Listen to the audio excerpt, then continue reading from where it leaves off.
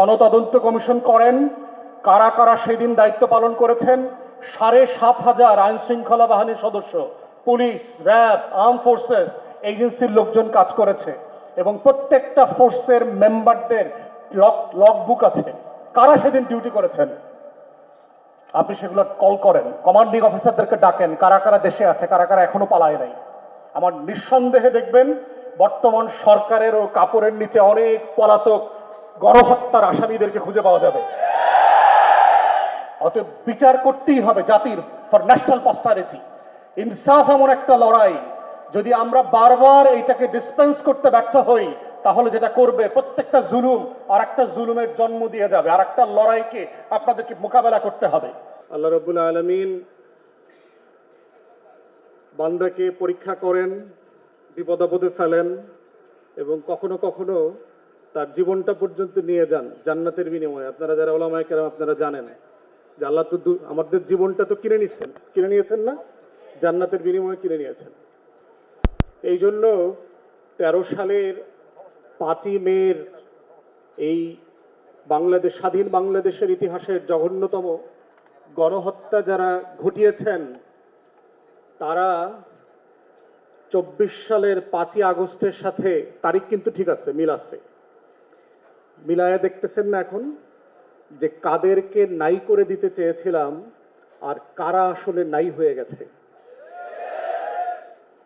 সূরা লাহাবে আল্লাহ তাআলা বলছেন না, আবু লাহাবের চরিত্র সম্পর্কে বলছেন না যে আমার মানে ইসলামকে, মুহাম্মদ সাল্লাল্লাহু আলাইহি ওয়াসাল্লামকে খড়কুটার মতো বিবেচনা করতেছে, কিন্তু আল্লাহ তাআলা বলছেন যে ইতিহাস সাক্ষ্য দেবে আসলে যে কারা ইতিহাসের জায়গাতে পস্টারিতে গিয়ে কারা আসলে খড়কুটা হয়ে গেছে। এই জন্য আজকে এইখানে দাঁড়ায় আমাদের প্রথমত হচ্ছে যারা এই আন্দোলনে শহীদ হয়েছেন তাদের সবার রুহের মাগফিরাত কামনা করা আমরা করছি, প্রথমত কাজ। দ্বিতীয় কাজ হচ্ছে এখানে দায়ের রেসপন্সিবিলিটি কোথায়? কাউকে না কাউকে তো এই গণহত্যার দায় নিতে হবে এজ এ স্টেট। আজকে এখানে আমাদের প্রিয় স্বপন ভাই, রতন ভাই আছেন, ওনারা বিএনপি আকারে না, স্টেট আকারে যেহেতু ওনারা সরকারে রাষ্ট্রকে রিপ্রেজেন্ট করেন, তাই আমাদের দাবি দাওয়াগুলো ওনাদের কাছেই বলতে হবে এবং ওনাদেরকে এই দায়ও নিতে হবে, রাষ্ট্র আকারে ওনাদেরকে দায় নিতে হবে। আমরা বারবার গত কয়েক বছর থেকে টানা বলেছি যে এইটার তদন্তের জন্য একটা কংগ্রেশনাল হিয়ারিং এর মডেলে একটা গণশুনানি করা দরকার এবং সেটা দুইভাবে হতে পারে। একটা হচ্ছে যে আপনি ইনডোরে পার্লামেন্টে করতে পারেন, ক্রস পার্টি স্ট্যান্ডিং কমিটি দিয়ে করতে পারেন, বাট আমরা বারবার প্রস্তাব করেছি যে আপনারা ক্রস পার্টি পার্লামেন্টেরিয়ান এবং এক্সপার্ট, মানবাধিকার কর্মী, আইনজীবী, ওলামায়ে কেরাম যারা আছেন, সাংবাদিক, তাদেরকে সবাইকে নিয়ে একটা বড় প্যানেল করে শুনানি হওয়া দরকার এবং সেটা লাইভ ব্রডকাস্ট হইতে হবে, যেভাবে সংসদ ব্রডকাস্ট হয়, যে সেই দিনকার কি হয়েছে তার আগের দিন, সেই দিন, পরের দিন। এই যে হাজার হাজার লক্ষ লক্ষ ওলামায়ে কেরামরা এসছেন, বিকালে সন্ধ্যার পর থেকে পুরো রাত জুড়ে এই যে লক্ষ লক্ষ বুলেট মারা হয়েছে, তার আসলে ফলাফলটা কি দাঁড়িয়েছে? নেট বন্ধ করে দিয়ে, টেলিভিশন বন্ধ করে দিয়ে, শাটডাউন করে দিয়ে, ডিশ বন্ধ করে দিয়ে, টোটাল এলাকা খালি করে, বিদ্যুৎ কেটে দিয়ে 1.5-2 লক্ষ বুলেট ছুড়বার যে অভিজ্ঞতা, ওই এলাকাবাসী সেই দিন পাশে ছিলেন, শুনেছেন। আমরা দেশের বাইরে ছিলাম কিন্তু এলাকাবাসীর কাছ থেকে শুনেছি, মনে হচ্ছে যে এখানে যুদ্ধ হচ্ছে। মানুষের কাছে কাঁদতে দেন যে সেদিন তারা আসলে কি দেখেছে, তারা কত রক্ত দেখেছে, সেদিন কত হাজার স্যান্ডেল দেখেছে।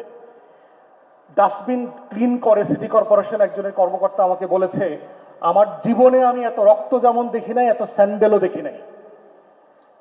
কি পরিমাণ জিনিস সেখান থেকে ক্লিয়ার করতে হয়েছে গত কয়েক ঘন্টার ভিতরে।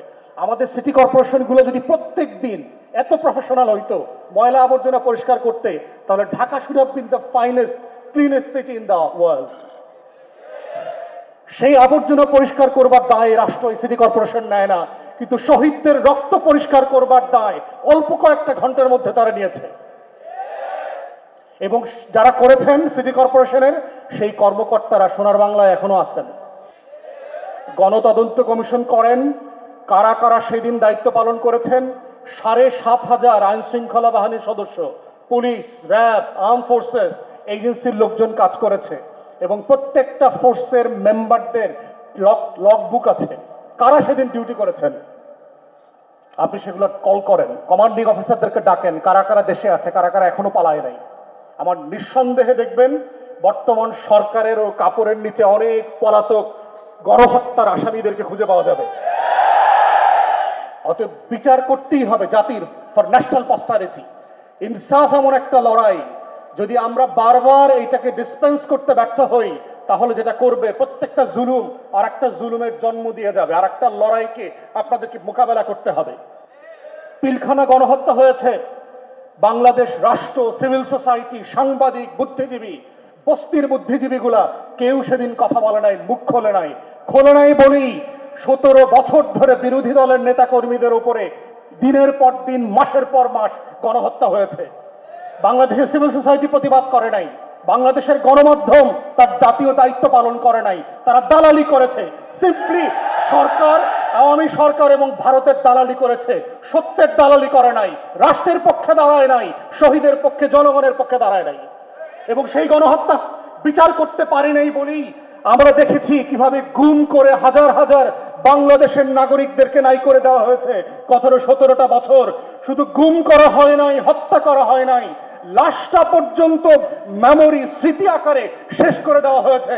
হাজার হাজার পরিবার জানে না কোন দিন মৃত্যু দিবস, দোয়াটা কোন দিন পড়বে, এই মেমোরি পর্যন্ত, এই স্মৃতি পর্যন্ত নাই বাংলাদেশে। বিচার হয় নাই বলেই 24-এ আরো 1400 শহীদকে জীবন দিতে হয়েছে।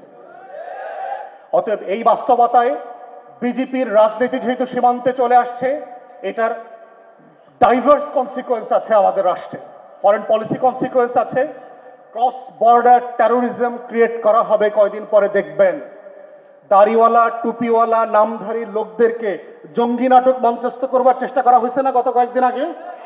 আমরা প্রথম দিন থেকে প্রতিবাদ করেছি বলে কি হয়েছে? পুলিশ এই নাটক নিয়ে বেশি দূর যাইতে পারে নাই। বাংলাদেশের সেনাবাহিনীকে নিয়ে নাটক করা হচ্ছে, বিমান বাহিনীতে তেহরিকে তালেবান পাকিস্তানের লোক পাওয়া গেছে। তেহরিকে তালেবান পাকিস্তান ভারতের রয়ের টাকায় ফান্ডিং এ চলে, এই গল্প কি আমরা জানি না? আমরা হাওয়া খেয়ে বেড়াই? অতএব এই জঙ্গি নাটক, তেহরিকে তালেবান পাকিস্তানের নাটকের খেলা বন্ধ করতে হবে।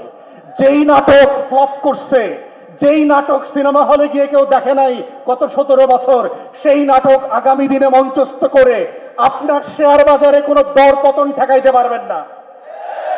অতএব বাস্তবতা হচ্ছে এই গণহত্যার বিচারের দাবি নিয়েই হচ্ছে বাংলাদেশ রাষ্ট্রকে আগামী দিনে মোকাবেলা করতে হবে। বিজেপির এই হিন্দু ফ্যাসিবাদী রাজনীতিকে আমরা কিভাবে মোকাবেলা করব, এবং ওলামায়ে কেরামের হিস্টোরিক রেসপন্সিবিলিটি আছে। হেফাজতের আন্দোলনটাকে যেভাবে প্রান্তিক পর্যায়ে নিয়ে যাওয়া দরকার ছিল, আমরা ওলামায়ে কেরামদের কাছ থেকে সেটা দেখি নাই। এই দাবিটা নিয়ে প্রত্যেক মসজিদ, মাদ্রাসা, পাড়ায়, মহল্লায় যেভাবে সভা সমাবেশ, দাবিনামা উত্থাপন করবার দরকার ছিল, ওলামায়ে কেরামদের কাছ থেকে আমরা সেটা আশা করেছিলাম, সেটা আমরা দেখি নাই। আমরা আশা করেছিলাম যাদের উপরে জুলুম হয়েছে তারা জুলুমের বিপক্ষে প্রত্যেক পাড়ায় মহল্লায় দাঁড়াবেন, আমরাও পাশে গিয়ে দাঁড়াবো, যে একসাথে মিলে এই লড়াইটা করা, বাংলাদেশ রাষ্ট্রের জন্য, ইনসাফের জন্য, আজাদির জন্য এই লড়াইটা করা।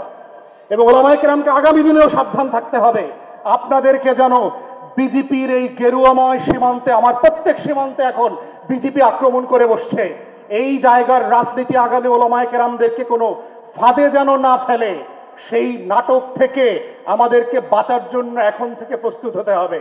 হেফাজতও কিন্তু আওয়ামী লীগের ফাঁদে পড়েছে, সেই নাটকও কিন্তু আমরা দেখেছি।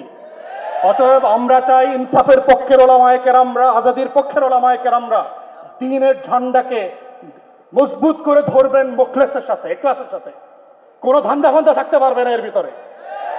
এবং সেই লড়াইটা আমরা সবাই মিলে লড়বো ইনশাআল্লাহ। শহীদদের জন্য আবার রুহের মাগফিরাত কামনা করে আমার বক্তব্য শেষ করছি। আসসালামু আলাইকুম।